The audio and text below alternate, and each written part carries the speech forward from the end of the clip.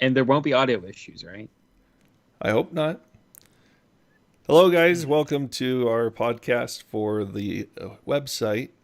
Yeah, we're having our special anniversary live stream here. Yeah, so it's not an overvolted podcast, but we're going to be talking about website matters. And if you guys have questions, we're happy to field those as well for tech and all and sundry, or just questions about us. If you want to know more about the writers for the website, we'll be more than happy to answer those.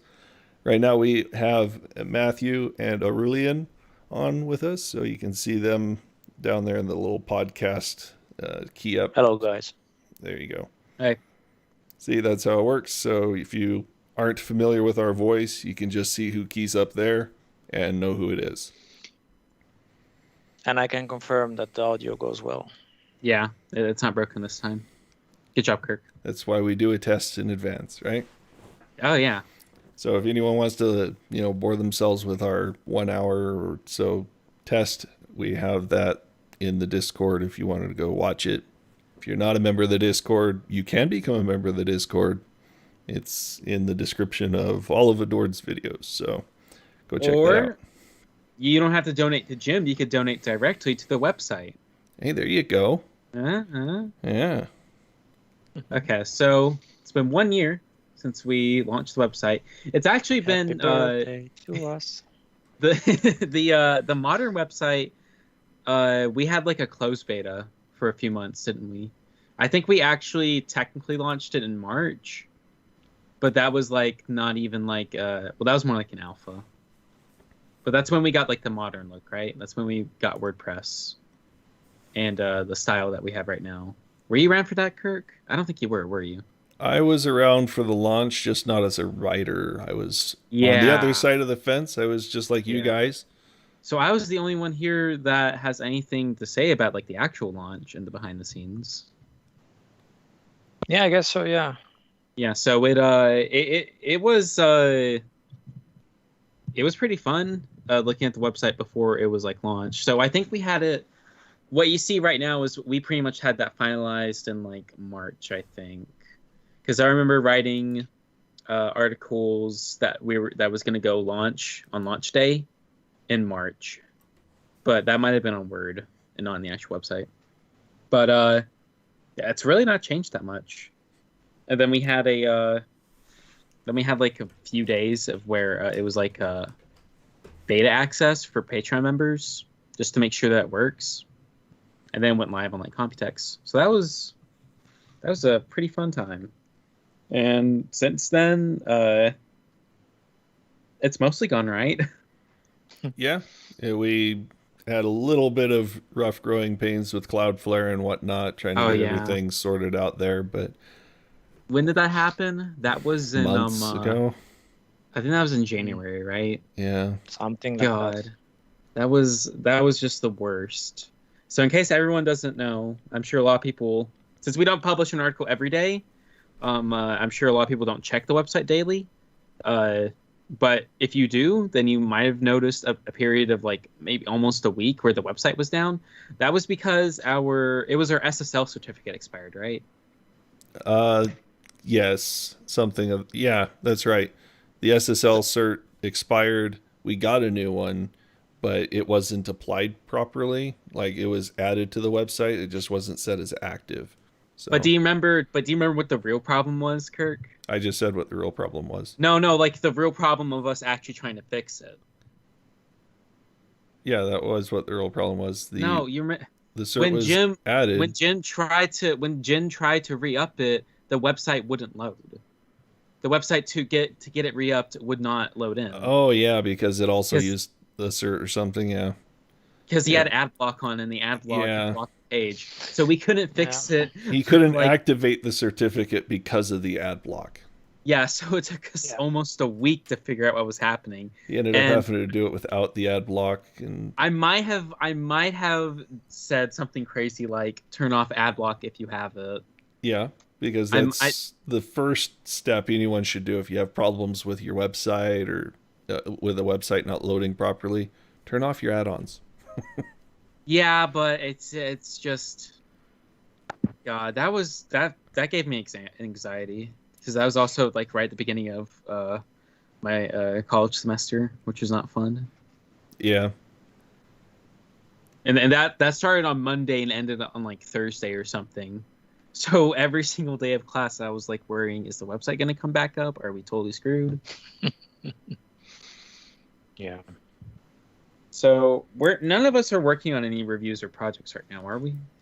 I am actually I'm working not. on several reviews and projects, but Oh, the problem is I have a full-time job, I have yeah. kids, I have Same here. school, I have a lot of things that occupy my time that have a little bit higher on the immediate importance thing.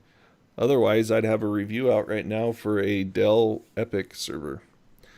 Oh, nice. I have forgot all about of the information collected, all the benchmarks done for bare metal. I am doing Hyper-V and ESXi benching for Handbrake next, and then I'll be able to actually kick out the review. If you want me to make the charts, I will. I already got them. Oh, okay. I got them all ready and waiting, but it's more just a matter of time of getting Hyper-V installed, get the VMs set up, and all of that process. Yeah, it took me a while to do the G14 review, so I know how you feel. By the way, that G14 review That gave me was so much impressive. trouble. That was gave me impressive, though. You have no idea what was happening though, because there were a lot of benchmarks and games I just could not get to run. I couldn't get Blender to run for some reason.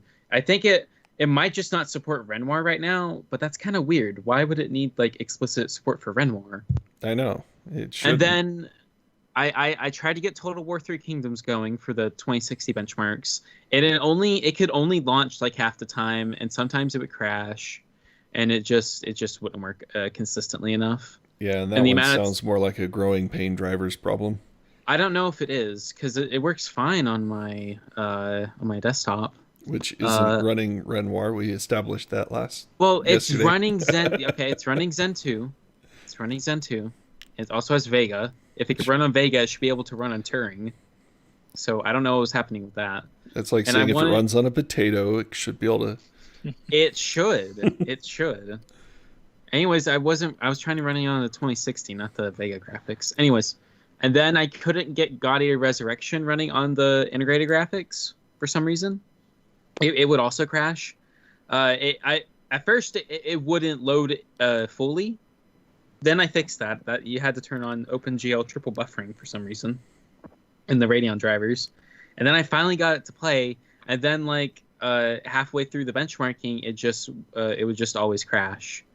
Actually, no, it would crash on specific maps, and I couldn't figure that out. That was for the battery life benchmarking. So I had to I just had to cut that one. I can't remember what I replaced it with Torchlight 2, which did run. So yeah. Oh yeah, and Jim is not in a live stream. I don't know. He's probably recovering from his latest video. Maybe we should all give an attempt at saying the tagline. All right, guys, how's it going? That wasn't very good. All right, guys, how's it going? No, that just sounds like you, Kurt. Yeah, I know. It's terrible. I don't even want to try. No, Aurelian, I want to hear You got to give Eastern, you a try. Make it an Eastern European Jim. There you go. You mean with the thick accent? Yeah. Oh, God. How do I speak it? All right, guys. How it's going? That actually is probably the best one. You kind of got... You had some Scottish in there. Yeah, I guess you have to use your R's. R's. I can't roll my R's. I would die in Spain, Mexico, Brazil. I'm terrible at rolling. Man, maybe you should have taken Spanish, Kirk. I could probably do a pirate, R, but that's... No, I took Spanish. I still can't roll my R's. Oh, well, that's sad. Yeah, I know. Sad. Very sad.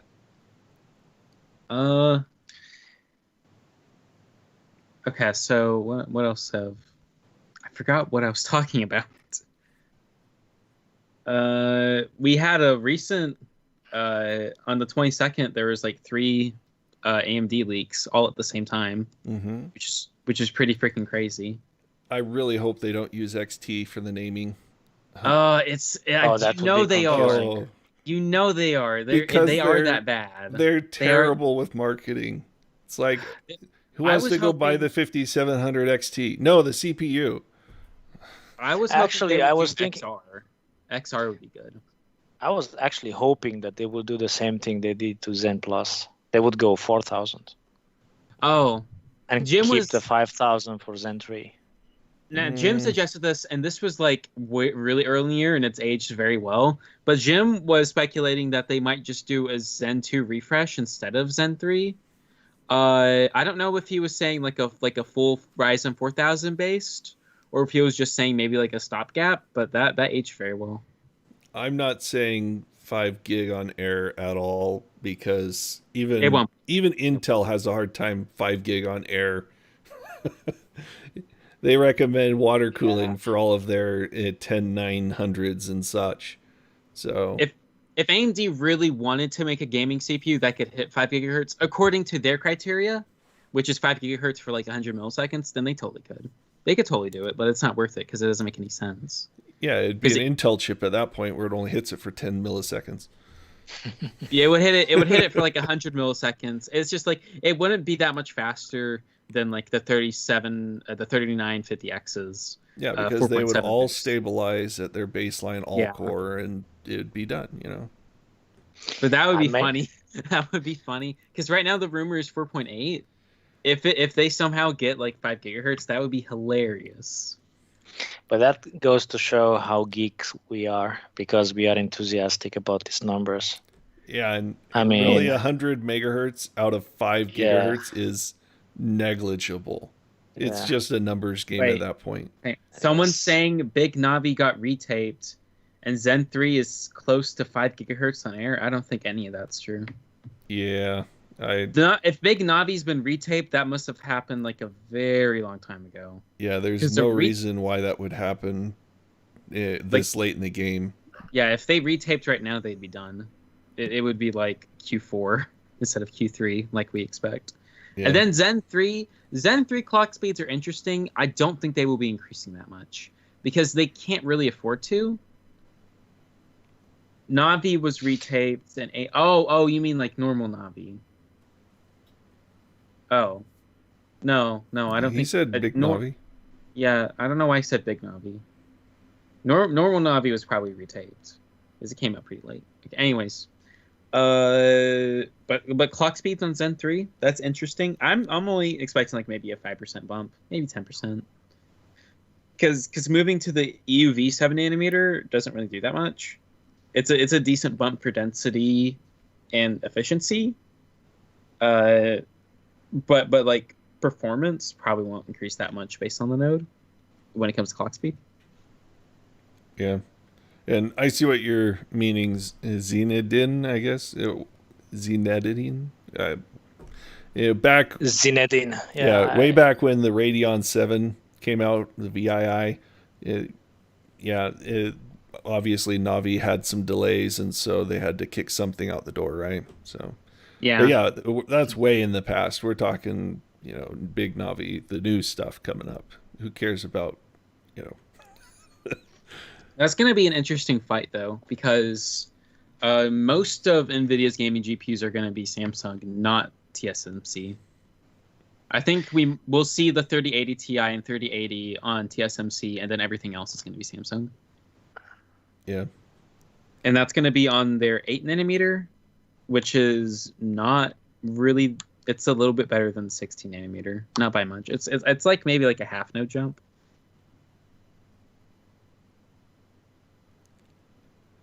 Yeah, the binning would help with the clock speed, but it's not going to give you 5 gigahertz when they can barely boost to 4.7 right now. I mean, like they could, but it would be the AMD 5 gigahertz where you only get it for like 100 milliseconds. Yeah. And that opportunistically on one core kind of thing. Yeah, and we also don't know whether or not Zen 3 would like the architectural changes would perhaps lower clock speeds, since cores are encouraged to go wider because clock speed gains aren't getting that much greater. Mm. Yeah, I don't know if EUV is going to reduce heat density that much. I mean, it might. I don't think it'll reduce heat density so much that we're going to see like a substantial increase in clocks. I'm thinking like maybe 5%. I think it'll help make cleaner channels, things like that, and so Yeah. less likelihood to have resistance, and thus maybe a little bit better thermal. But they've already said what EUV brings to the table. It was like 10% kind of thing. It wasn't a big concern. Like 10% better efficiency is what I'm saying. 5%. Well, hang on. Let's do the math. On the very top end model, it's not a speed increase that it's giving. It's a better thermal dissipation kind of thing. It would get to like 4.9 with a 5% bump. If that 5% bump... that's a speed increase. We're not talking speed increase. We're talking efficiency, which means it would use a lower voltage because it doesn't have to fight as much resistance because the channels are cleaner. But like at the top end, the whole clock speed increase does not get as linear. It tends to go down. Yeah. Zen 3 Infinity Fabrics improvement. Maybe in terms of connectivity with GPUs. I don't remember. Did AMD say when all those cohesion and coherency things were coming with Zen? Or they only say I don't remember, was it 3 or 4? I don't remember. The unified architecture? Yeah, I know they were giving it for CDNA. I don't know if they were giving it for Zen, though. Well, they were definitely talking about it for Zen 4 in the server space. Whether that's going to trickle down or not is another question, because all that would be handled on the I/O die. Well, does it need to trickle down? Do we need that on desktop? Need to, no. But I can see where a high-end desktop would have some benefit for having a unified architecture kind of thing where they could have 4 GPUs instead of 8. That feels like something. That feels like something they'd gate behind server. It could be. Let's see. Oh, did you hear that? I guess we're sort of going into like overvolta territory. But did you see that Tiger Lake engineering sample leak? I did. At 4.4 gigahertz, that might be real. Maybe. There were a lot of engineering sample leaks where the benchmark was crashing. So there was one that was like 5 gigahertz, 8 gigahertz, 10 gigahertz, 12 gigahertz. So the reporting system failed. That 4.4 might be real. The 5 gigahertz is not, because we know that one's bugged. But there's this one guy on Twitter that insists that Tiger Lake will get to like 4.7 gigahertz at like a decent power limit. But there's just no way. But if he's right, I'm gonna be really sad because I've made fun of him a lot in like another Discord. If he's right, he will never shut up about it, and that's the worst part. And I can't hate him. Fun of people, Matt. I can't hate him. So that lesson learned for you.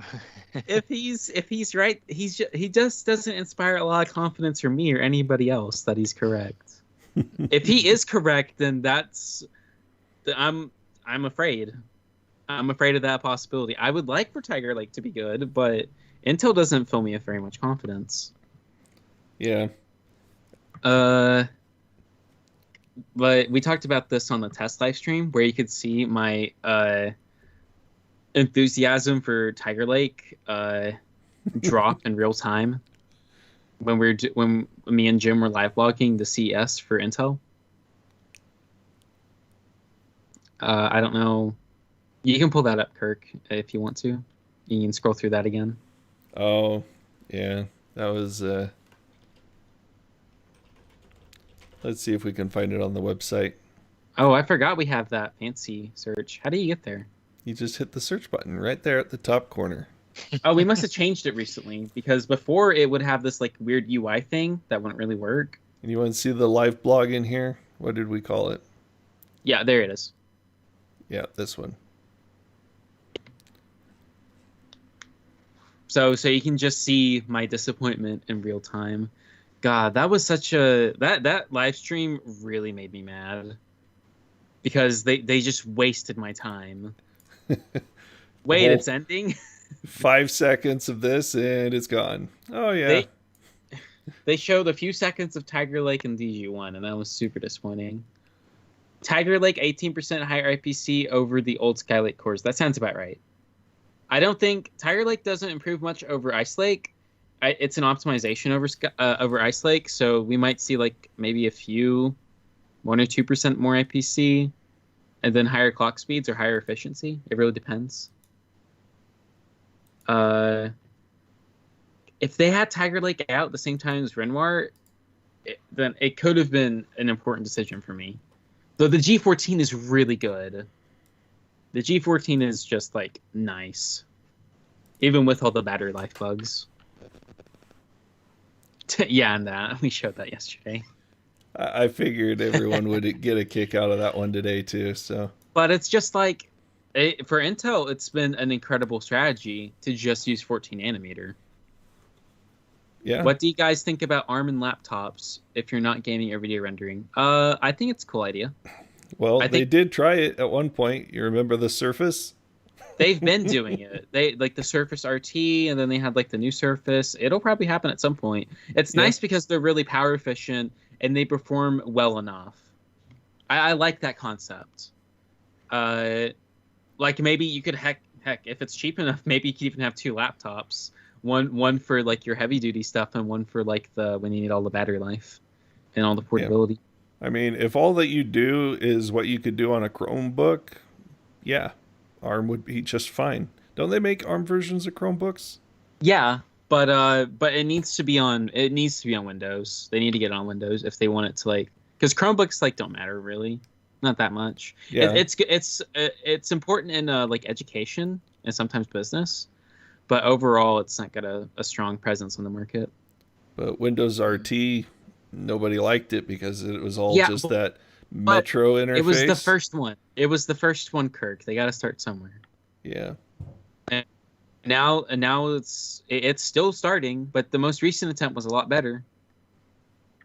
It would have been so much better had they just made the Windows Phone. Yeah, into all the an like RT tablet. You know, that's all they needed to do. But no, they had to try to shovel Windows into it. I don't. Well, I mean, for what they want to do, I mean, it's going ahead. Yeah. Everyone's slowly getting indoctrinated for it. The whole start button. What do you mean? I'm talking about ARM, not Windows. No, I'm saying the Windows method of doing it, since you said it has to be Windows. Well, I mean, it does. It does have to be. It can't be Chrome. It can't be Chrome OS, or it can't. Well, it would work on Mac. But Mac isn't like Apple isn't looking for like total market share dominance. For most of the market to adopt ARM, it has to be on Windows and it has to be running well. Yeah. Otherwise, they would need to do x86 based, and then you'd end up with some Atom-sized Ryzen cores or something to help drive that. I wonder if AMD is going to try and make an Atom competitor. I wonder if that's really worth it for them. Well, considering Intel practically needed to pay people to use their chips, I'm not sure how well that would really go over.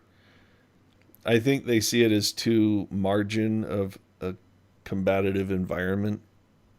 That might have encouraged AMD to make the Samsung deal with the graphics if they didn't feel like they could do the little cores themselves. Mm-hmm. I really want to see an Exynos Navi CPU on the next Switch. That would be really cool. That'd be super good. Didn't they abandon the idea of continuing Exynos? Well, it's going to be Exynos, isn't it? Or whatever succeeds Exynos. I thought Samsung just went straight with Snapdragon and called it a day. I don't. Well, I mean, they use Snapdragons on like their flagships, yeah, on the US but it's ones. region based. It's region based. I don't know. I thought they converted over from Exynos at all. They were just deading that. I'm pretty sure they used Exynos on the most recent phones. Yes, they did, but I thought that was the last one they were making. Oh, I don't know. But But whatever Samsung decides to do, if it's a custom core with the RDNA 2 graphics, that'd be really cool for a Nintendo Switch. Yeah. I mean, it's fine if they go NVIDIA again, but it's just like the Tegra line is like, doesn't inspire me with a lot of confidence. Well, hopefully they at least put the same firmware bug in it this time so you can root it. Oh yeah. Well, will they patch that? I don't. Yeah, I my know they Switch. did. My Switch. Wait, is it? Can it be patched with firmware, or is it right in the hardware? They thought it was right in the hardware, but they managed to patch it with firmware. Ah, so my Switch won't. They usually do. My Switch wouldn't work for that then. Even though if it was a hardware bug, it probably would have worked. Yeah. Just to clarify for chat, what I was talking about is I read somewhere not too long ago that Samsung was ending their Exynos CPU development and just doing straight Snapdragon across their lines, not just for their flagships, not doing for regional. It's all just going to be Snapdragon. But I could be wrong. It could have been a rumor. I don't remember exactly where I read it. So we might not be seeing Exynos anymore. They might have just finished doing that entire exercise and abandoned it. It might also have to do with their process failing for 7 nanometer. The whole That death probably of doesn't help. 8 and 7, yeah. And that brought down NVIDIA too, because they were going to use that for Ampere. Your link on the website doesn't work for the YouTube app. That's not our problem. Use a browser? I don't know. Wait, hang on. The stream is public, so you can access it from the AdoredTV web YouTube channel. Let me pull this up on my phone and see what happens. Oh, so they stopped doing custom cores in their models. Okay.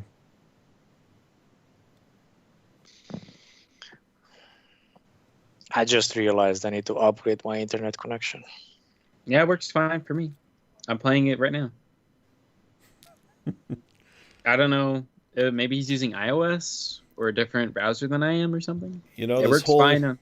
This whole human malware thing, I think, with everyone's migration to work from home, really brought to light how crappy some people's internet really is.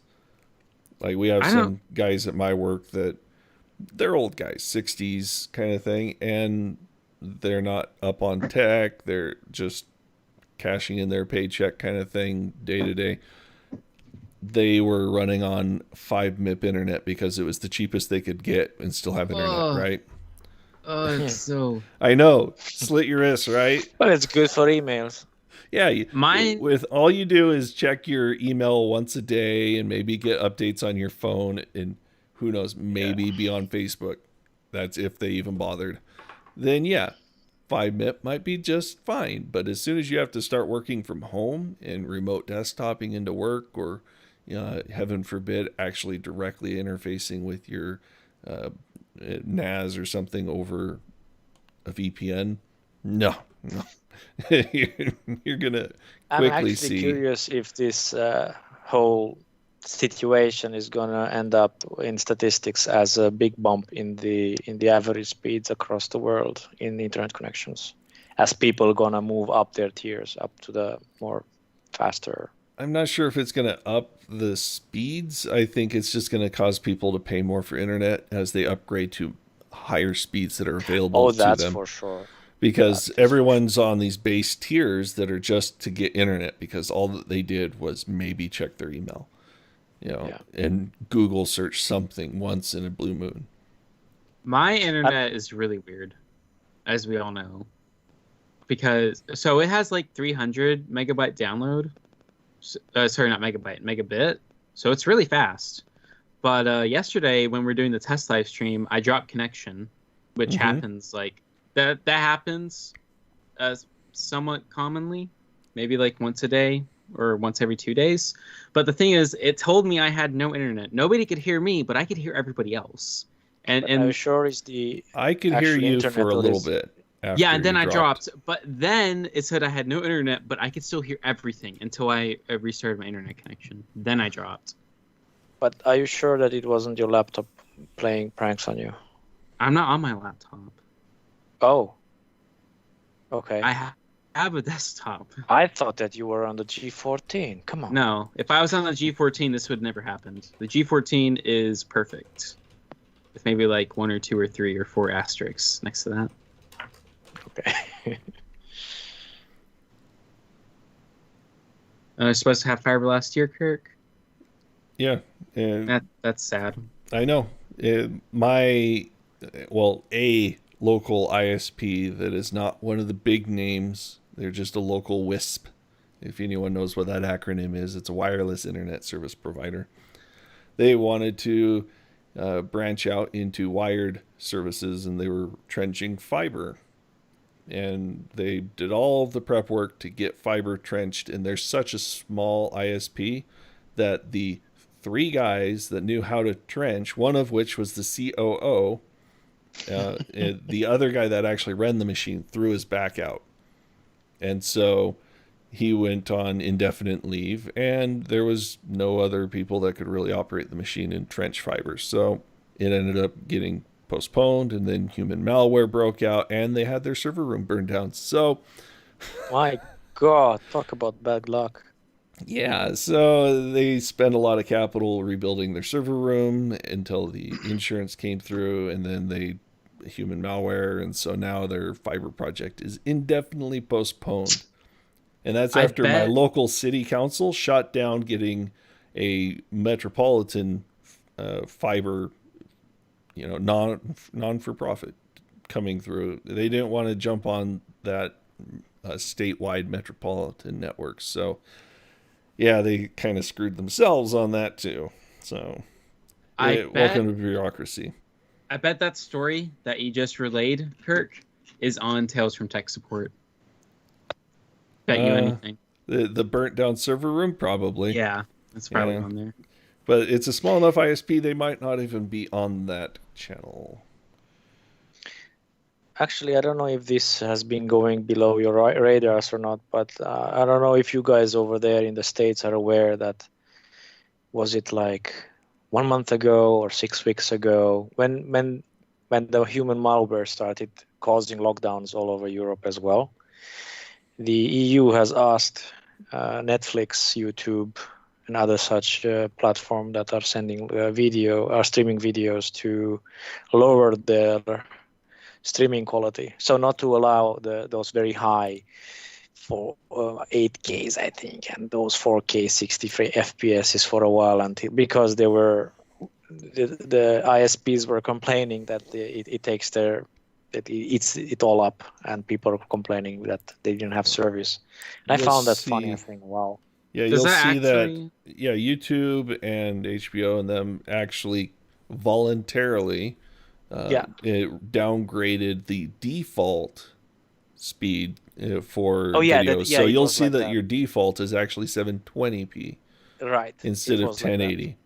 Does that actually like really make much of a difference? Yes. Lowering the quality, really? Huh. Because people are, I mean, I 720p streams are a little less than half the bandwidth requirement, especially like the 1080p 60. Well, I'm talking about overall. Like for overall bandwidth of everything, does this quality cutting down, it does make a difference? Okay. Streaming video is probably the biggest traffic out there, considering a good chunk of it's probably porn. Then you can understand, because that's a huge chunk of internet traffic. But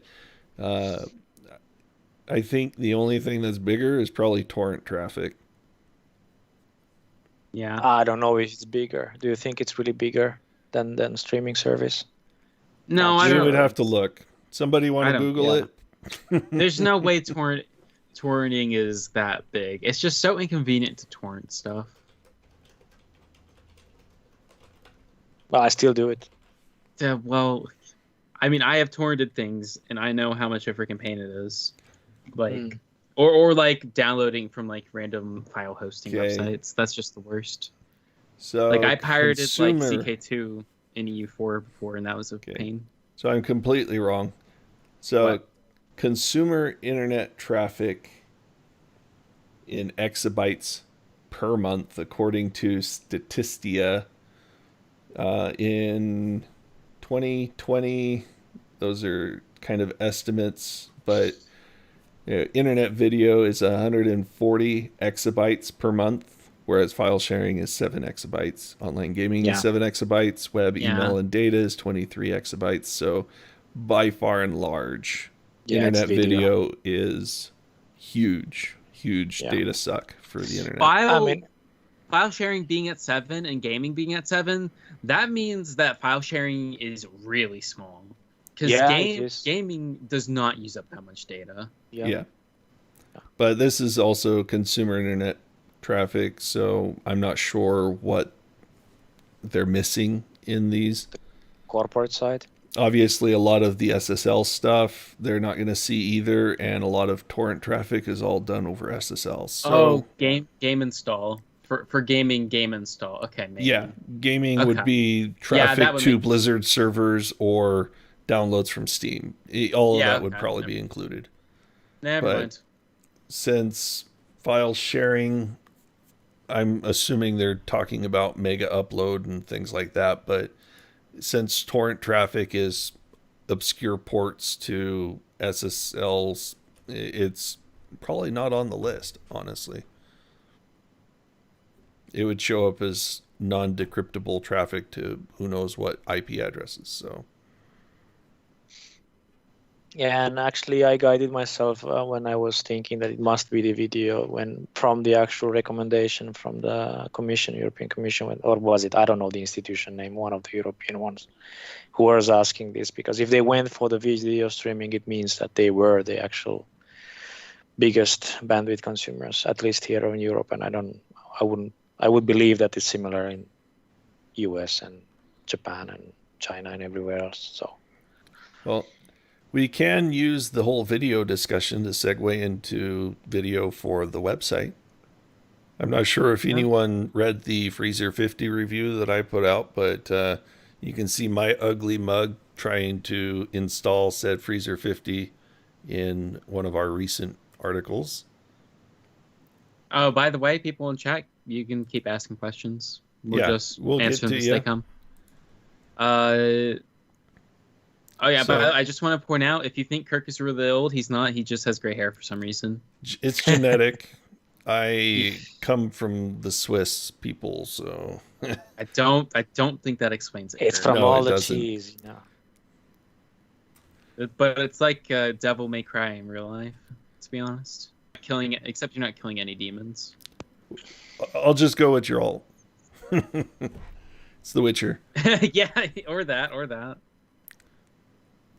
But yeah, what we're trying to do is add a little bit more video content to the website so that you don't just have to read the articles. You can kind of consume from YouTube and be able to see firsthand the process of installing a particular component or what the color scheme of a particular card looks like while it's in motion, as opposed to just seeing a static picture.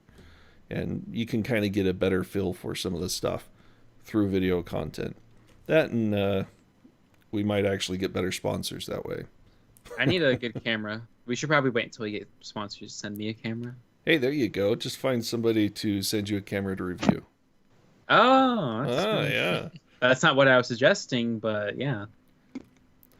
I mean, I even recommended maybe getting a T-Turtle in on some of our sponsor action.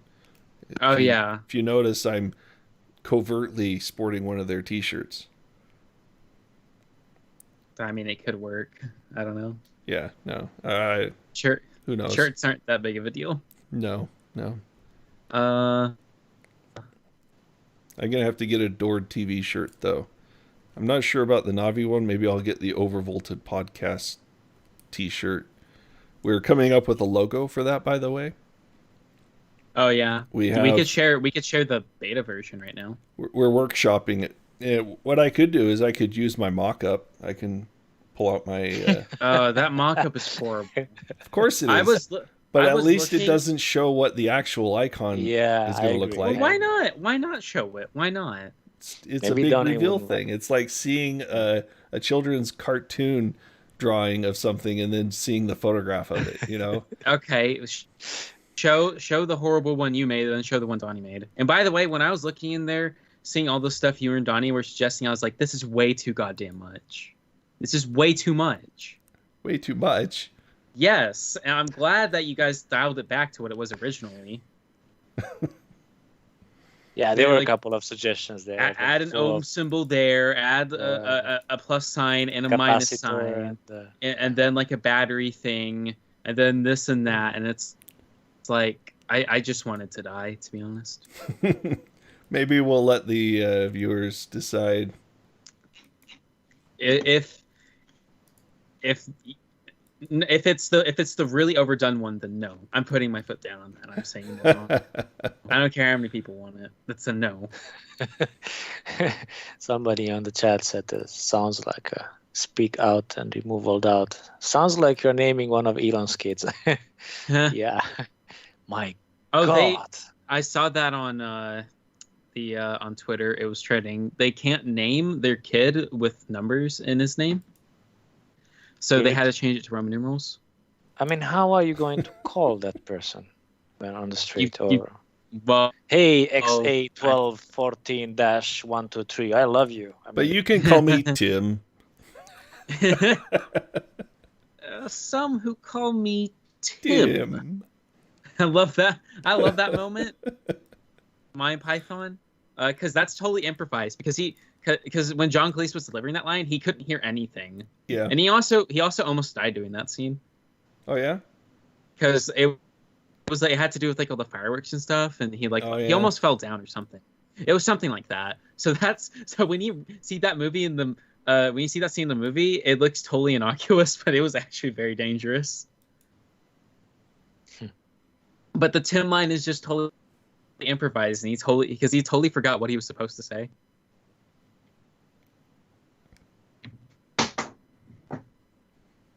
I just dropped something. That's not good. It's all right. It doesn't break, right? No, it doesn't. As long as it's not an iPhone, you'll be fine. No, I had like a hand-me-down iPhone when I was in high school, and like it was my sister's, and she breaks everything somehow.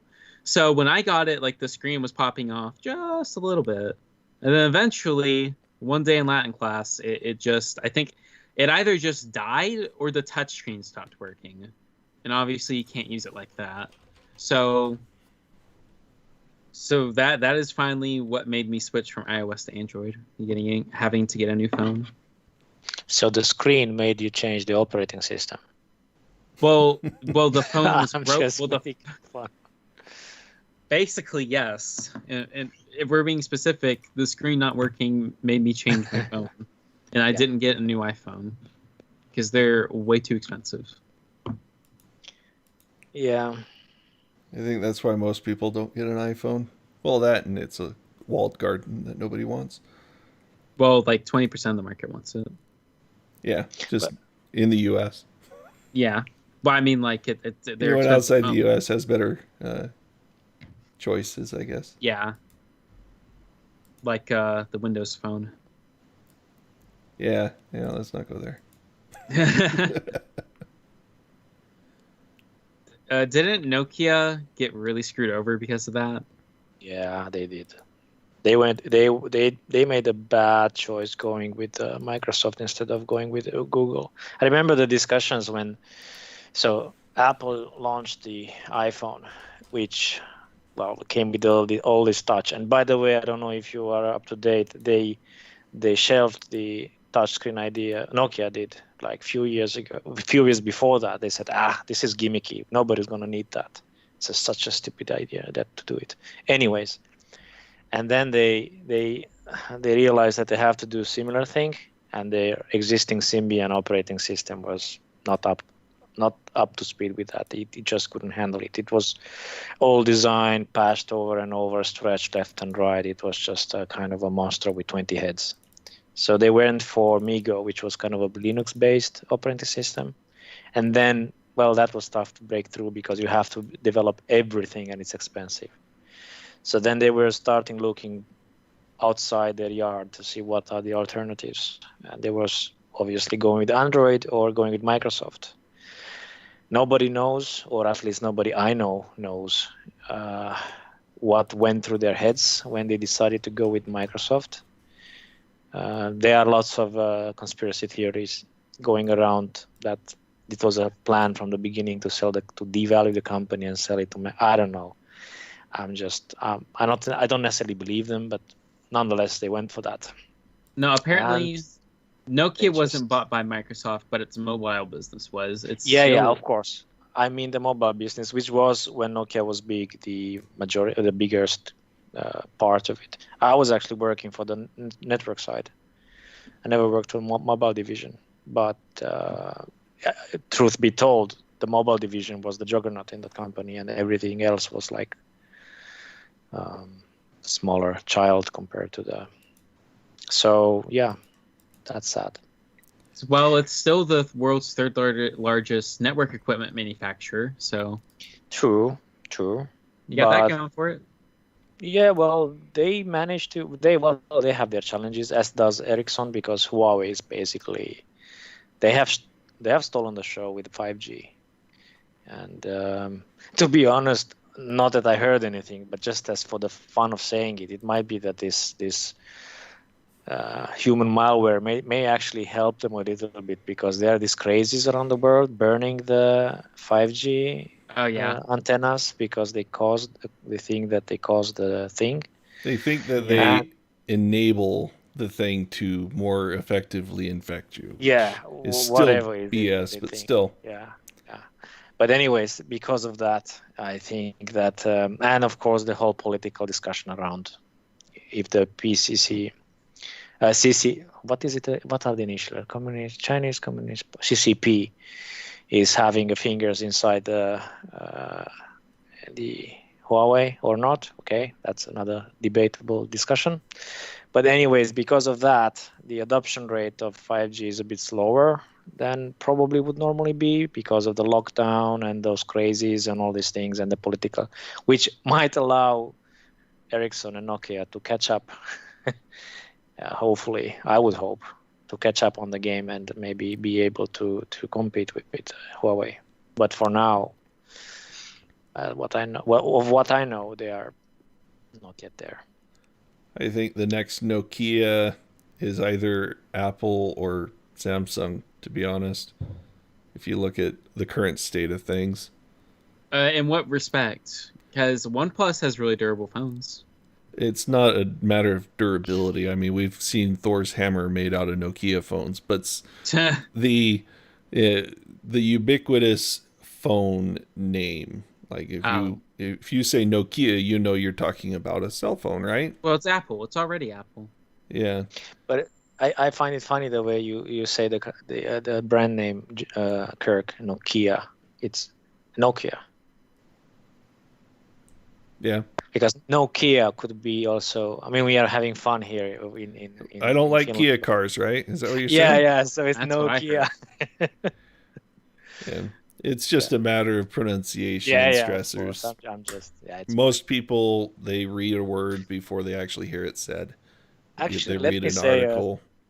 A funny story about that. It's well known here. So I don't know how many of you guys know, but the name of the company comes from the city where the company was founded 150 years ago, and that place, which is 40 kilometers away from where I live, is called Nokia.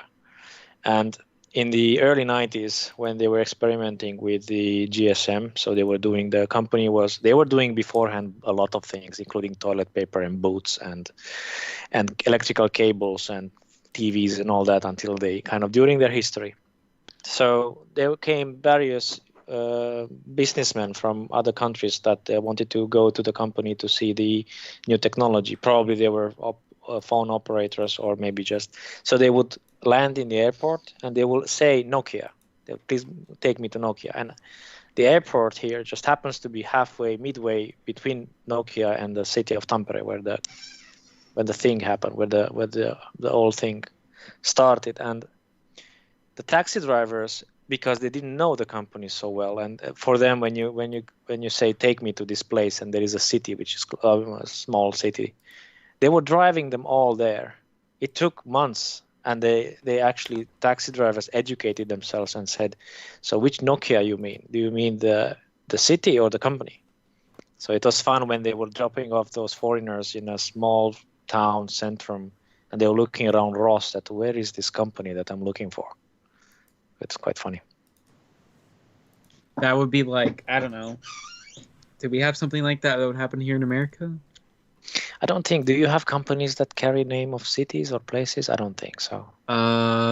Maybe you do, but not major One ones. Infinite Loop for Apple, Microsoft Way for But that's a Kellogg. street. Kellogg might be. Oh, 'Cause yeah, that's Kellogg's in- probably a place. Well, it is a place. It's a city. I believe they're actually based out of there too. So, it was more probably because of the name of the person that founded Kellogg rather than the company. Oh, well, yeah. But Or- since or it's if- the same thing, it's the same thing, right? Bethesda is based in Bethesda, Maryland, I believe. But they also have an office in like Everyone knows that. Houston, Austin, somewhere around there. Yeah, So you could make that kind of mistake. but that's Oh, for that- tax purposes too, just like Ireland. Well, that's their B team. That's the team that made Fallout 76. Because they gave it to their most inexperienced, well, not their most inexperienced, but their less experienced team to go make the biggest Fallout game, and also have it make it multiplayer too. That's why Fallout 76 is so bad. Because they gave it to the people that would have the hardest time doing it. There's a great internet historian video about Fallout 76, which is really good. And it's just like when it has like the reenactment of Todd telling them what they need to do, and they take it from like the E3 presentation. You remember in 2018 where they had that freaking weird E3 presentation with the band and everything? Do you remember that? I don't know if I watched it. Yeah, it was really weird. But they have his Todd Howard's audio edit. It says, we're going to need 16 times the detail. We're going to need intricate weather systems. And then so they have a reenactment of the employees saying, Todd, no more. And then it's just like what did they expect? What were they thinking? And then there was also the controversy with do you remember the Coca-Cola, the Nuka-Cola thing, where they have an alcoholic Nuka-Cola? Do you remember how bad that was? So basically, they basically sold them a regular old glass bottle and a plastic shell. Oh, and it was actually glass and plastic? Because what I heard was it was just plastic. But... No, they put an actual glass bottle in a plastic shell.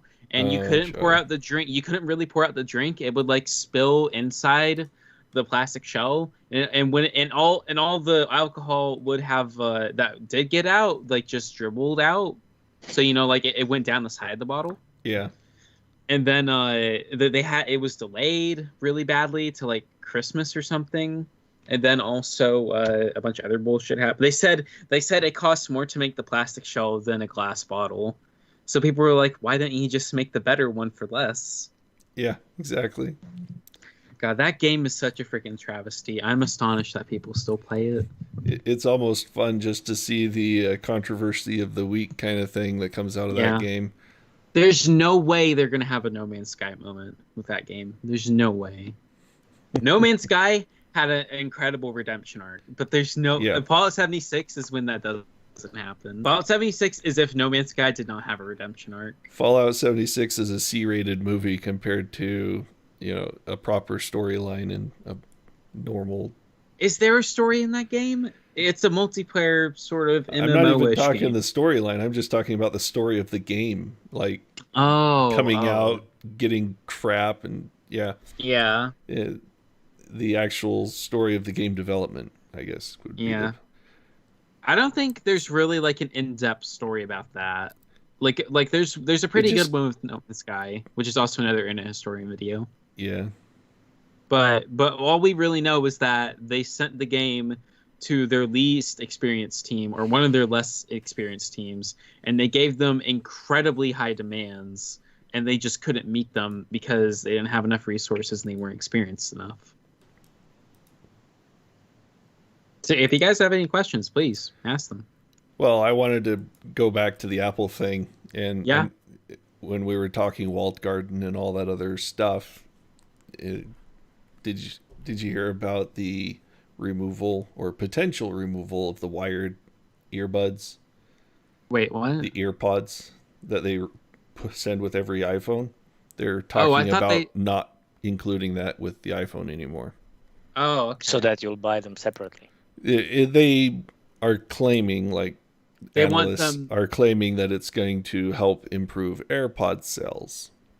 You know what? Yeah. It's a shame because the wireless one, the wired ones, the wired ones are really good. Yeah. That's the best pair of earphones I've ever had, ever. But it's just like the connection is just so fragile. Mm-hmm. That like I had like 2 or 3 pairs of them that broke. And it makes me sad that all the new ones aren't they're not headphone jack anymore. They're all that lightning cable. Yeah, and since you need the lightning cable, you have to get that adapter, which they charge out the nose for, to even plug in the 3.5 millimeter headsets. And so then you're like, let's go to Bluetooth. It only works on Apple. Yeah. It will not work on Android, which makes me really sad. So, but it doesn't matter for those. I mean, I still have this meme in my mind with these people who are around the booth or wherever. I don't know where it was, but I assume somewhere in an Apple store, photographing and looking with awe at the $1,000 screen stand. I mean, to me, that epitomizes the whole Apple and everything Apple is. I mean, I feel sad for those people. But Apple does that on purpose. More normal people aren't buying that stuff. Apple's doing that to make a little bit more money and to also make people really mad. A little bit more money? Yeah. $1,000 for a piece of bent metal. Yeah, but the whole freaking, like, the monitor's already like a few $1,000s. Plus plus the machine that it goes with starts at like $7,000. No. Well, like for the very base model with like 8 cores and like 32 gigabytes of RAM or whatever. Yeah. It's like it's like $6,000. So it's like who cares if the monitor stays $1,000? Like for a fully spec'd out, that fully spec'd out Mac Pro costs like more than like a high end car. Yeah. I get it. I get it that for those people. I mean, they could just hide. I mean, come on. Do you really think that it cost them so much to make that metal? No. They just divided the prices that way, so it makes it. I think it's a statement on their side. It's like we can make anything and we'll sell it. Yeah. Also, it gets you talking about it, so it gets Apple more publicity, and then that's true. So here we are talking about it. Yeah, but it also helps Apple like just eke out a little bit more money. It really does not make Apple that much more money to sell these monitor stands because they're so low volume, like almost nobody's buying them. I'm not worried about Apple not making their money. I think that. Yeah, I'm not worried either. But just the fact that you are able to actually convince people to pay that much for that kind of a product, I don't understand. It would be no different if they sold it with the monitor, no matter what, and the monitor was $1,000. Yeah. But at least it's more. Yeah. Well, I can understand them not wanting to include it with the monitor. I mean, if you're going to pay that much for a monitor, it's probably in a professional environment. And a lot of professional environments are going with monitor stands that they can adjust and do all that fun stuff with, right? I mean, it's at least they're not forcing you to buy the monitor stands. The atrocity is that the adapter to go from their stupid little circle to a vase amount costs, what was it, $249, $229? That's not that much. For a piece of stamped metal that costs less than $5. But it already costs a bunch of money. So if you're spending an extra $200, it's like, who cares? Yeah. If you like have budget issues, don't buy Apple. Yeah. I mean, I don't even mind. Actually, the fact is, I actually didn't. What struck me wasn't the price of. I mean, of course, it was kind of shocking, but the awe it was received with. Yeah, That 'cause, is like, kind of. Apple It looks like a fanboys. religion. Is like, come on. Apple Yeah. fanboys are the worst. Yeah. So I think that's more shocking. Not the fact that it's expensive. Okay, so who has money can pay. Who doesn't looks. But the devotion and the orgasmic feeling people had just looking at those products and slipping in Fanboys- front of the shops. Fanboys in general are the worst. PC fanboys are bad. Console fanboys are bad, etc., etc. That's true. But most fanboys are usually just mouthpieces. While in Apple cases, they are throwing their wallets at them. Yeah, the Apple thing is The credit pretty bad. cards, they don't have that much money in their wallets. Yeah, credit cards. No, PC fanboys though, like on PCMR, it's getting ridiculous with the consoles coming out. There's a lot of cope in the PC Master Race subreddit right now, like over how fast, like they keep like beating up on the PS5. It's gonna beat a lot. It's gonna beat most of their PCs, and they're really worried about that. But they don't even talk about the new Xbox. They when they always like consoles are so slow, they're so late, but it's always about the PS5 and not the Xbox. And it's because they know the Xbox is going to be super fast. But this is the same with any kind of when you pick your camp and you don't want to look beyond. I mean, you can say that about AMD, Nvidia, and Intel. So you got to think these consoles are going to have to last 7 years, kind of thing, and so they're not going to have the ability to just slide out pro versions after a year. So they're having to overreach the price point of these consoles and sell them at a loss for the initial year or two. Now, 6 years down the road, when they're still selling the same hardware and maybe a slim version, they're probably going to be making money on the console sales. But they're still going to be at a relatively similar performance level, unless if they do something new with this gen, right? Yeah, but they're really cheap is the thing. Yeah. If I was just interested in gaming and I wanted good visuals, I would buy a console, especially the new ones. But yeah, the thing and if is, you're a parent that you have a 8-year-old, 9-year-old, 12-year-old, what are you going to buy? A PC or a console? Yeah. Only if you hate your kids. It might happen. That way they can throw the controller and they don't have their console anymore. Is it so? But so if you break the controller, by the time next gen GPUs launch, Series X and PS5 will be mid-range. PS5 will be mid-range. Series X will definitely be high-end because that's like a 2080. Like that's gonna be a lot closer to mid-range than it was before. But I think you overestimate the value of the next gen GPUs, especially since they're gonna have games that are tightly optimized for those consoles, whereas it's not so tightly optimized for the PCs, and so the performance will be a little better. And about the games, I am a little sad that they're still not really going that much for 60 frames per second. It helps that they have FreeSync on the Xbox, but they said for like the new God of War, it's gonna be running at 30 FPS at a minimum. It'll probably hover like maybe around 45, which is good if it's a consistent 45. But I really think they should have taken this opportunity to push 60, especially since they have that super fast CPU. But we're hoping that the 2080 is mid-range. We're hoping that there's that big of a leap, but it's still going to be pretty high. Yeah, we're going to be talking pricey stuff here too. Is Nvidia going to be on top, but pricing it at $1,500 instead of $1,200? We don't know. So what are you talking about? 3080 now? Yeah, 3080, 3080 Ti. I think the 3080 Ti could be around $1,500.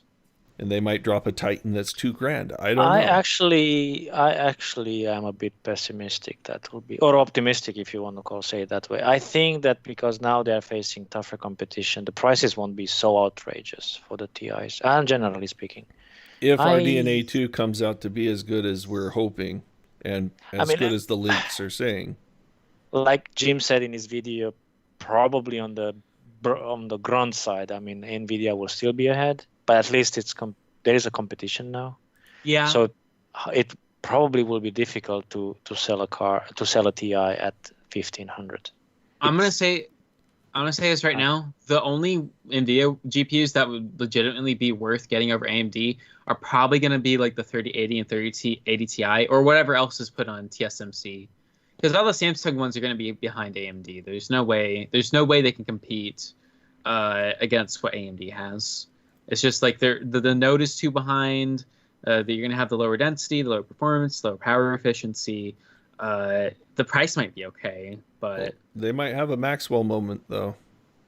oh yeah, this is AMD's Maxwell moment. But Well, no, the, I'm saying Nvidia might have another Maxwell moment. no, I don't think Ampere will be. I don't think Ampere will be a Maxwell moment. Same node, but wonderfully higher efficiency rating. No, I don't think so. No, I'd be surprised. I don't think unless we're talking about like tensor cores and ray tracing cores, maybe there. We don't know anything about the ray tracing cores yet because GA100 does not have them. Only like a bunch of tensor cores. But I think they're not going to be focusing that much on CUDA core performance. I really don't think they will. I think a lot of it's going to go towards ray tracing. I think that's a Moore's mistake. Law suggested that they were quadrupling the performance of ray tracing. Moore's Law's leak is really optimistic. Yeah, I don't know if I believe it that much. I think it's pretty optimistic too, but it does make some sense. Yeah, I think he probably has at least some good sources. Mm-hmm. I think, but I think NVIDIA's leaning way too hard into ray tracing, and that's going to bite them in the ass because the support is nowhere near good enough. Yeah, but they're pushing really hard to add that support though. Yeah, but it won't matter. It's not going to be fast enough. PC always lags behind console when it comes to this stuff. Yeah, and the exception is that ray tracing was on PC before console, but it's only like a handful of games, and NVIDIA had to intervene in every single one of those games' development to get that ray tracing in there. And there's a lot of games that axed ray tracing or DLSS or other features, and it's well down on what NVIDIA promised. Like Final Fantasy. Yeah. Okay, go ahead. No, you can go. I mean, we have RTX for what? Almost 2 years now? Yes. How many games are there? There's like maybe 5 with ray tracing. Yeah. Let's check. It's more than 5. I think we're at close to 16 with some form of it. But you got to think most of it is for window reflections or gloss on vehicles, as you see in Battlefield 5. It is a very incomplete implementation of ray tracing and only for certain things like shadows. Okay, hang on. So I have the list that they gave in August 21st when RTX launched. So let's go through like all the games that they promised. Arc does not have it to my knowledge. Assetto, this is ray tracing and DLSS. Yeah. So okay, hang on. Let's get the ones that have ray tracing. Yeah. Assetto Corsa Competizione. I don't think that the racing game. Yeah. I don't believe that has ray tracing. I think that might have DLSS. No, I don't think it does. Correct me in the chat if I'm wrong on any of this. I don't believe this game has ray tracing yet. Atomic Heart, I think it does, but I think that's in beta or something. Most of them are going to be in beta. Yeah, Battlefield 5. No, I mean like the game itself is in beta. Or something. I'm just saying if it does have support, it's probably in a beta branch at the moment in a lot of these. Battlefield 5, which does. Control does. Enlisted, I've never heard that game before. Let's see. It's an MMO. I mean, World of Warcraft Shadowlands is actually slated to have support for RTX, so... Does it? It looks like it does. But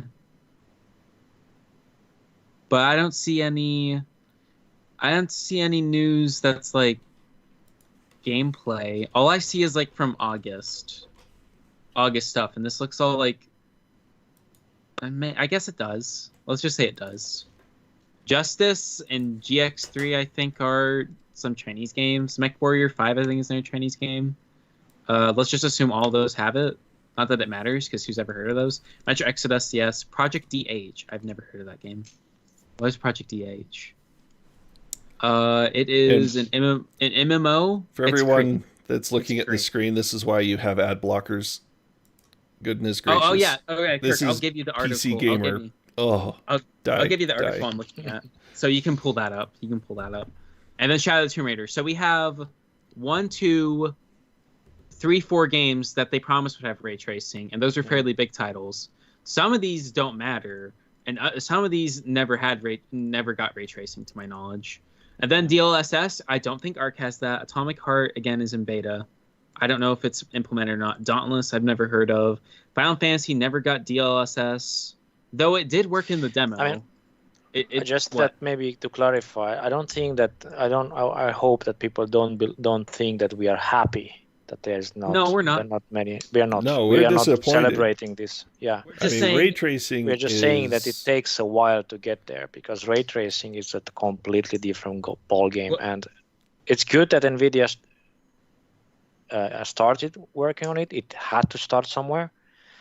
I feel for those people who paid those outrageous prices at the beginning, expecting something else. Not to say that those cards are not good otherwise. The 2080 Super and 70 and all that for just normal, but those are GTXs, because the RTX side is, you can't use it. I mean, you enjoy it in a demo, but you don't really game. Yeah, I mean, like, very few options. The technology is fine, but it's just like NVIDIA's making a strategic mistake. They're making a mistake by pushing us so hard, because the support is just not where it needs to be. And they made too big of a fuss out of it. I mean, yeah. So that's it. But that's good that it started. It's good that NVIDIA. So innovation is good, and this is innovation. I think the thing that's going to drive it forward, honestly, is the DirectX ray tracing support. DXR. That's going to push it really hard, because it's going to be hardware supported in both consoles. Obviously, DXR won't be on the PlayStation, but hopefully they'll use Vulkan or whatever their graphics library is. That's questionable. Yeah, right. But they're going to have some form of ray tracing capability there. So hopefully games that are ported from console, and let's just face it, a lot of them are nowadays, they'll have some form of ray tracing support, if for nothing else, relieving the CPU and GPU from having to do some of that extra work that they have to hack in there for the same kind of effects.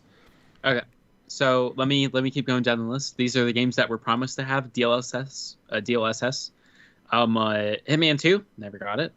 Islands of 9, I've never heard of that. Then Justice, GX3, MechWarrior 5. PUBG, I don't believe that ever got it. Remnant from the Ashes, I don't know what this game. This sounds familiar.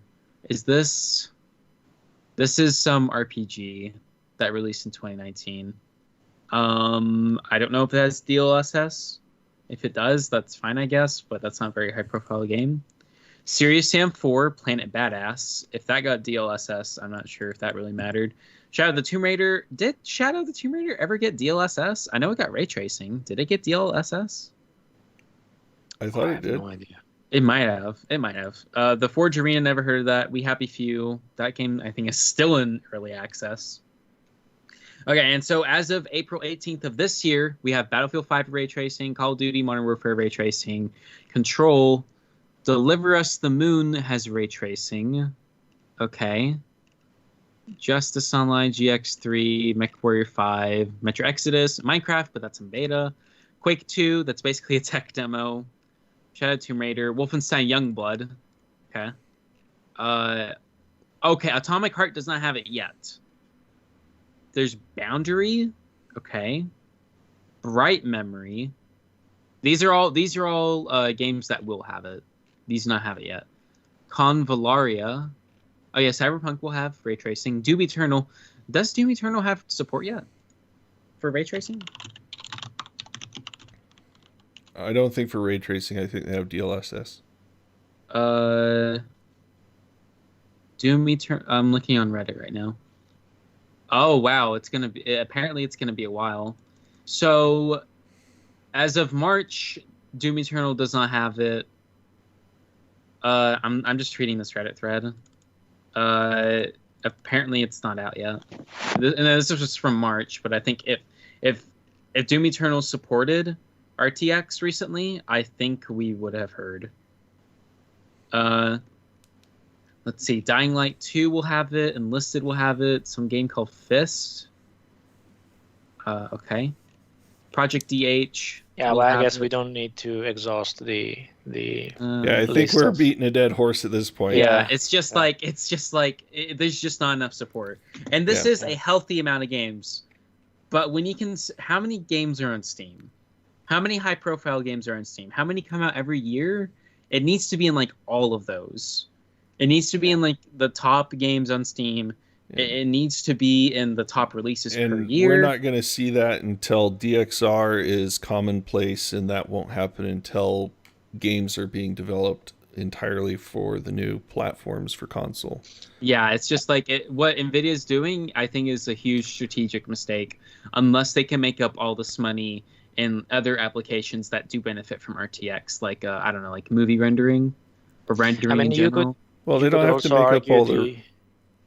Yeah, we get that it takes a long time. They're charging so much for their GPUs. They're making up the money because people just keep buying them. That's all there is to it.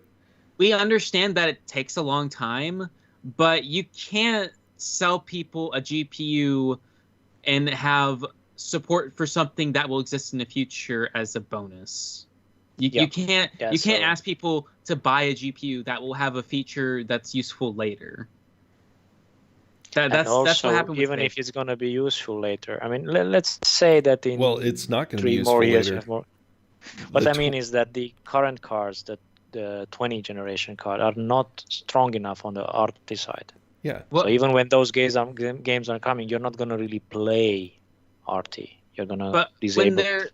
When they're investing all this time and money and other resources, both like monetary and like say like on power on the die, and they're investing a lot of it into ray tracing, that's taking away from your tensor cores. It's taking away from your CUDA cores, which is especially important for games. The CUDA cores is important. I like the concept of DLSS too. I like that, but it's just like the support needs to be there. When you put in more CUDA cores and you can get them to scale well, that games don't need to support that. It just works.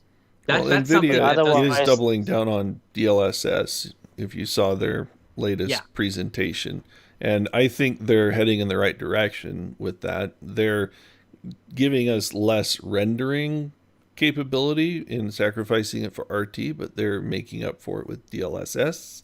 So they're trying to do all this balance that you're talking about, giving us better performance for rendering and rasterization, but also trying to give us more RT cores so that we can get better ray tracing and give you that experience you were hoping for.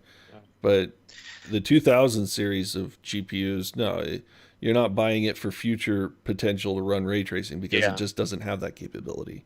They're too weak. I would still be pessimistic about that, or even on the next generation. I think that maybe only 2 generations after you would be able to discuss about true RTX there, because the games will be probably at that time there will be more games that would support it, and the cards might be powerful enough to actually employ it. I mean, the cheapest 3000 series is probably going to be tied with the 2080 Ti as far as RT performance. And so if you're looking for that RT performance, wait till the next gen. It's only a few months away. Yeah. Now the ray tracing cores don't take up that much area on the die, but it does need a lot of tensor cores to support it. Yeah. So like the faster it does get in ray tracing, they're going to need a lot more tensor cores. So I feel like if they just waited, if they had staggered this by a generation with the ray tracing support, I feel like gamers would have really appreciated that. Instead, if we got with the 20 series, we just got a lot more CUDA cores and no ray tracing. Then for 30 series, you get like a few more CUDA cores and ray tracing. And then like for 40 series, then you get a lot more ray tracing and then like a few more CUDA cores. Right? You know what I mean? But I don't believe NVIDIA made a strategic mistake with it, because I think in 2018, I don't think that how I see it is this. I'm talking this year, not in 2018. It was fine in 2018 because they're still ahead, but in though not as much as they really should be. in 2020, if they have leaned in too hard to ray tracing performance, then RDNA 2 is gonna be a real pain for them, especially on those GPUs that are on Samsung. Like, I think people are overestimating how much they could realistically improve the Q-to-core performance on the Samsung GPUs. I think because NVIDIA is starting to be about on par with RDNA 2, that kind of thing, that they're going to start leaning pretty hard into their specialty tech. You're going to see a lot of DLSS marketing. You're going to see a lot of RTX marketing. And maybe they might even come up with some marketing buzz for why it's better than DXR. We're going to see some interesting marketing spin. And that's all it's going to be, is marketing spin. This is going to be really weird. If they get the support good, if it becomes almost ubiquitous, then NVIDIA is in a really good position and AMD isn't. But I question whether or not that will be the case. I don't think it will be. I think because they were first, that we're going to see ray tracing referred to as RTX, even though it's DXR. And they're going to have that kind of name behind them, just like the G-Sync compatible garbage. Yeah. I think that's part like what they're going to have leaned into them. People will confuse the two. Yeah. Yeah. And so you're going to have something just like calling tissue paper Kleenex, you know? Yeah. So, are we going to start wrapping up now? Yeah. I guess. Any additional questions we can answer real quick from the chat? Submit your questions now. Oh, one more thing. Intel and RDNA 3. Yeah, it'll be interesting. As you know, we have a DG2 leak that I wrote about. It's gonna, according to our sources, it's gonna be on TSMC 7 nanometer. We don't know if that's EUV or not. It could just be like the OG or the 7 nanometer P, which is like 7% faster than the OG. But we could see a cheap gaming GPU that's sort of mid-range with DG2, which will be it's based on their G HP high performance architecture, which is like a lot better than the LP, which is what we have with Tiger Lake and DG1. Trump bribing TSMC not to deal with Huawei. Yeah. With more 5 nanometer capacity not being fought over, we will probably see AMD, NVIDIA, and perhaps Intel if they're doing GPUs on 5 nanometer. TSMC had already cut back a lot of their Huawei production anyway, because Huawei actually moved over to the other native China manufacturer long before, and that was more of a push from the Chinese government. But I don't think it's that big of a loss for them. Favorite tech brand? I'm gonna say Arctic, and I'm pretty biased because they did send me the AIO and they sent you the Threadripper cooler. But they're very nice. I like talking to them. Yeah, but the PR guy's pretty cool. I like Arctic and Noctua. They're like the best cooler companies. Yeah, everything is benchmarked against the Noctua, to be honest. Even when I did the Arctic review, it's like the only thing I had to compare it against was the Noctua, because there's nothing really else in the realm of big air that makes anything even close, except for maybe the Dark Rock Pro. Yeah, let's give that one out there. But I really like they have what everyone agrees is like the best AIO, the Liquid Freezer 2. It's a really good AIO. Mm-hmm. And also Arctic makes a bunch of like weird niche stuff, like GPU coolers and GPU AIOs and mounts for them and all that stuff. So I hold Arctic and Noctua in like equal regards. Arctic is like the underdog. But they're both good companies. I like them. But we're talking tech in general though. Yeah, right? Yeah, I know. So it could be anything. This could be down to the stereo in your car. Okay, well, I think that's a little bit too broad. Too broad? Computer tech? I don't think that's what he was asking about, stereos in your car. I don't have any particular favorite brand. I mean, I like G-Skill for my RAM. Don't take that as an endorsement because they aren't paying us. But Gigabyte has some pretty good stuff. I like their motherboards and some of their monitors. Their Aorus brands, I think, are a little overpriced, in my opinion. So no Apple. I haven't used an iPhone in years. I used a MacBook Air like for a few minutes in my college library, and that keyboard was really bad. That was the butterfly one. I mean, they're trying to get more AirPods for Pete's sake. Yeah. It will be faster, Rocket Lake or Zen 3. Zen 3, easily. But Zen depends 3. How you measure it. I mean, no, Zen 3 will be faster. It'll be faster per core faster and multi-thread. I actually picked up some of these for like I would say also Zen bucks. 3, but it's difficult. Yeah, look at that. Save extra $20. Because Rocket Lake is like a half backport. It's not really a backport. It's sort of like a half backport, I guess. Isn't Rocket Lake going to have the AVX 512? I don't know. Probably, but it has like a different cast structure. It apparently only maxes out at 8 cores, but Shark Bay said that he might be wrong on that, so it could go up to 10. We don't know, but it's just like, is there really? Can they not only get the IPC necessary to beat Zen 3, but also retain the clock speed? Because if they're changing too much, then the clocks will go down, because 14 nanometer and Skylake have it's like a package deal. If you remove one, you lose the other. Yeah. You lose the optimization if you just change one of those. So, I mean, well, if I were to buy a CPU I would pick the Zen 3 based on, as a whole, as a package, the CPU, not just faster in some particular application or this or that game.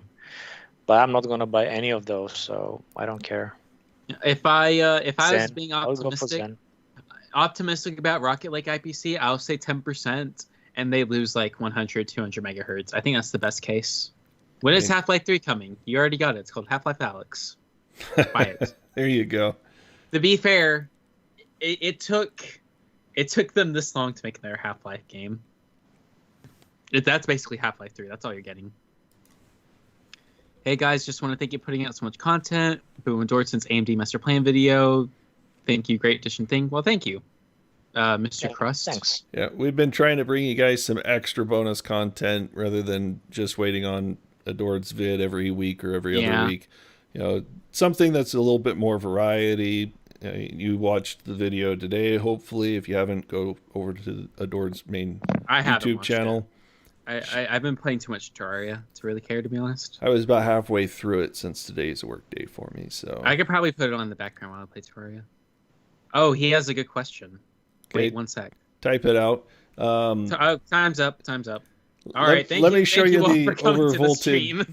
Let me show you the work in progress and whatnot for the logo. So we were sketching out in Paint, and this is kind of the kitty drawing that we were working with. This is the one I looked at, and I thought it's way too much. And yeah, we have a whole lot of subtlety in here, but it was kind of it going in the right direction.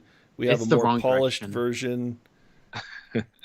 And you guys can see the direct link that kept popping down there, but I still don't like that one. This one's a little bit more along what we might end up with, so just wanted to give you guys a sneak peek. Show them the actual one that looks good, the one that was made today or yesterday. You mean the one with your face on it? No, what the hell are you talking about? Let's see. The one that's from 2 a.m. For whatever reason, Donnie was making this at 2 a.m. Put it in there. Let me find it. Oh, the GPU one? Yeah. That's one. That one's actually good. It has a little bit simplified logo. Has the GPU shape around it, so it's a little tall to really fit on some things. I approve that one. But we can snip out the actual words and use those.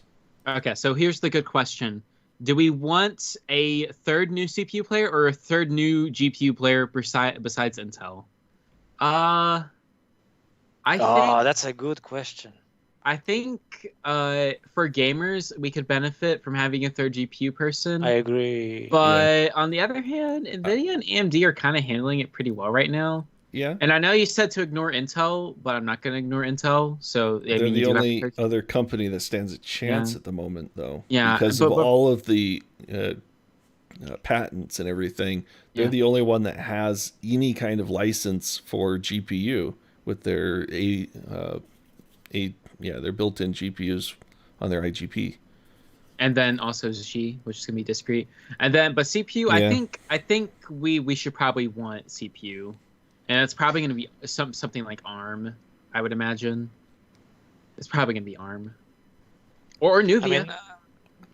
I mean, well, never know. That's probably more going to be a specialty. Yeah. Just like ARM began as a specialty thing. I'm excited about Nuvia, though. I like John Masters. He's on Twitter, and he's really funny.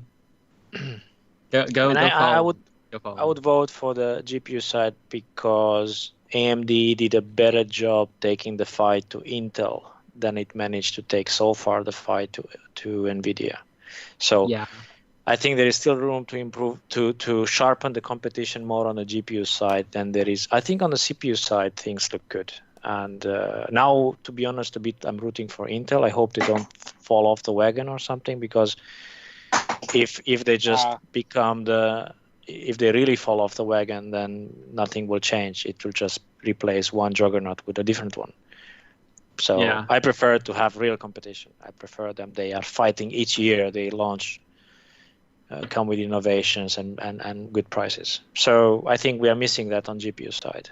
I mean, as long as you need to buy an $800 card to really feel that you have a midfield, like an 80, that's too much. Yeah, long gone are the days where a $450 card was the top end. All right, so last question. When was the last time one of us played video games all night? No, not played, but stayed up all night for a video game. So probably for a launch. All night. Well, I think both. I think a lot of games are going away from that mentality, though, where they have midnight releases and stuff. I've been playing a lot of Terraria, a little bit too late the new one. But like for like a game launch, Super Smash Bros. Ultimate. Oh, I know the last one, Animal Crossing. I stayed up pretty late to get that game going. I've stayed up past midnight to install new like expansions for World of Warcraft and things like that, but usually it's just to have it do it automatically at night, wake up in the morning and it's ready to go, and you've missed out on that first 6 hours of launch failure. Did I remind you of Diablo 3 or anything like that? But staying up all night playing a video game, even just for Forza Horizon 4 just last week, I was up till like 4 a.m. Same here last week with the rally game. I mean, it's... All right, so I guess that's it. I guess we're done. But I will say my favorite programming language is C and C++. For me, C and Java. I heard Java's bad. You can't say Java and C. Really no, you can. Why? They are different. I'm not like equating them. I like them both. Horses for horses, I guess. So that's the live stream. I guess so. We've had 1 year of this. Let's have hopefully 1 year more if we make it that far. And let's not forget to thank the community who is helping us. Yes. And helping Jim with the Patreon and all that. So thank you guys. And if you want to make sure that we don't, go out of business, maybe donate just a little bit, $1 a month. Because now, it'd help. You guys are our sponsors. Helps. Everything we do is for you, because we have non-existent sponsors right now. If you notice, the website does not have any ads for any sponsors or anything. We put a few things in there for when there's a new Humble Bundle or something like that, but that's more of a cost-effective thing for you guys. We're trying to do everything we can to give you guys the information you need, things that we deem important enough to make articles about too, because there is some things that we cover that a lot of people don't. So, and we'd like to make the website just a little bit faster. So that's going to be probably the next thing the money goes to, is upgrading the website's server so it's a little bit more performant for you guys and gives us better search engine optimization. If you want to see all my 89 graphs on my G4 Turing review as soon as possible, please donate. Okay. Yeah, so it loads faster. All right, we're done. Hey, let's try to do this as we started with the all right guys, how you doing? Let's do the same thing for the catch you later guys. So you guys start in the same order. What, I can't say my see in the next one? Okay. That's also a Jim thing to say. No, he's like, I'll catch you later, guys. But he's also like seeing the next one. Doesn't he also say that? Am I out of touch? I don't know. I've been saying in every podcast, so I think he says catch you later, guys. Yeah. All right. So, there's my 2 attempts. I'll catch you later, guys. That's pretty decent. That's decent. Yeah. Sounds it well. Sure. Good. It's not bassy. Catch you later, guys. It's still the Romanian accent is still the best Scottish accent. Yeah, well, mine's Americanized. Nothing compares to Jim. I'll catch you later, guys. Oh, that was good. Was it? I liked it. I can try lowering the bass a little bit. I'll catch you later, guys. Sounds good. All right, guys. See you. Have a good one. See you in the next one. Yeah.